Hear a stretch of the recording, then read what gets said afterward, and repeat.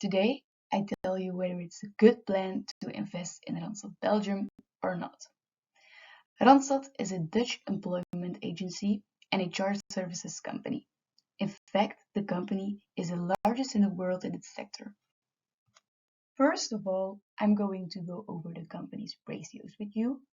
Based on these ratios, we will get a better idea of whether it's good to invest in Randstad or not. Next, we will look at Randstad's stock price. How well is the company doing on the stock market? And finally, after all this, I will form a conclusion and an answer to the question, is it a good idea to invest in Randstad Belgium? Ratios indicate whether there is sufficient cash on hand or in the bank account to meet all short-term financial obligations. So a company is liquid if the payment of these financial obligations is not a problem. Your current ratio shows the extent to which your company can pay off debts from readily available assets. Randstad's current ratio was fairly low in 2020. This was largely due to the corona pandemic. In 2021, it rose nicely, but in 2022, the current ratio fell very much and it is still below 1.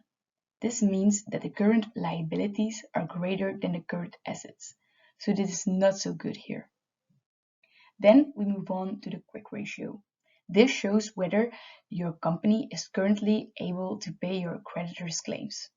For this, a healthy company has a ratio of at least 1.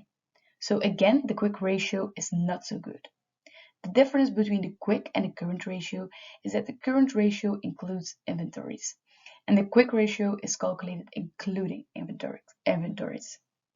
Here, the two do not differ much from each other, because Randstad does not have a lot of stocks compared to, say, a manufacturing company. It is still normal that at Randstad liquidity will be low because they constantly have to pay off their temporary workers before the company, in other words, the customers, pay them back. Solvency is a ratio of equity to total assets of your company. The ratio shows whether you can meet your debts in the long term. First, we look at the interest coverage ratio. This indicates how many times the financial cost of debt capital may be covered by net income. So, to what extent will Randstad be able to meet its interest obligations? The more the coverage ratio exceeds 1, the greater the coverage of the financial cost of the loan capital. So, as you can see, this is very good at Randstad.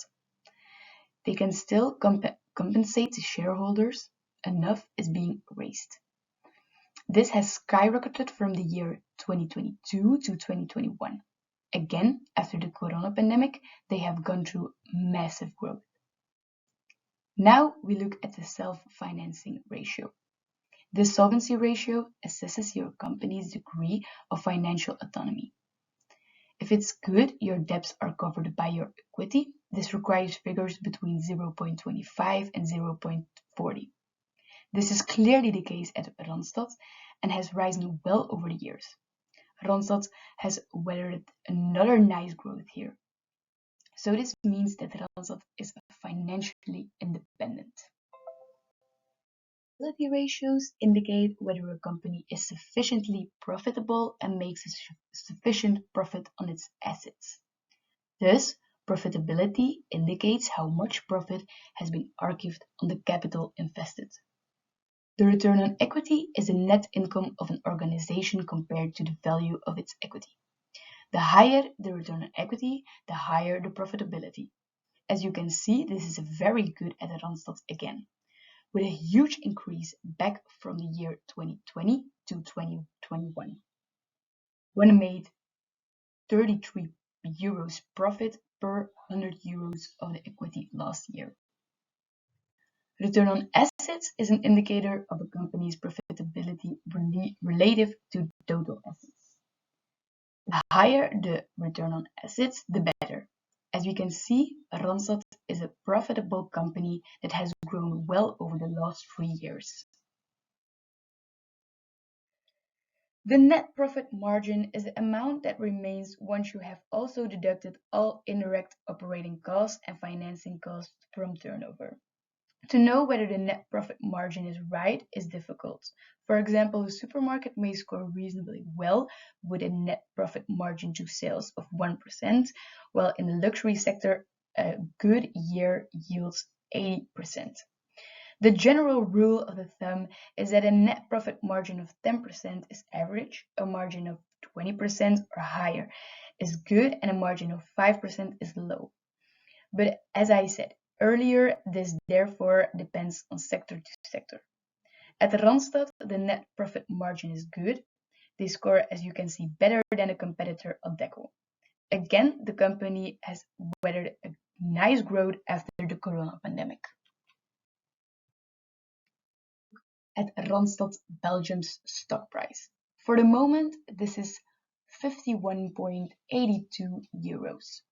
Even though Randstad has been rising in recent months, analysts advise that the stock will reach a price of 50.53 euros in the coming months. That would represent a 2.5% decline from the current share price. So the average recommendation is sell. It is very unusual for analysts to be so negative on share. The share, therefore, stands a good chance of making it onto the list of the least recommended shares. In conclusion, I can recommend that you still wait a while before investing in Randstad.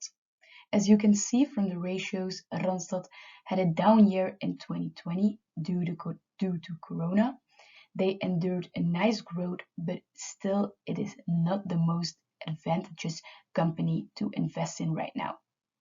Randstad is a healthy and financially strong company, but in my opinion, you as an investor are not going to benefit much from it at the moment. Thank you for listening.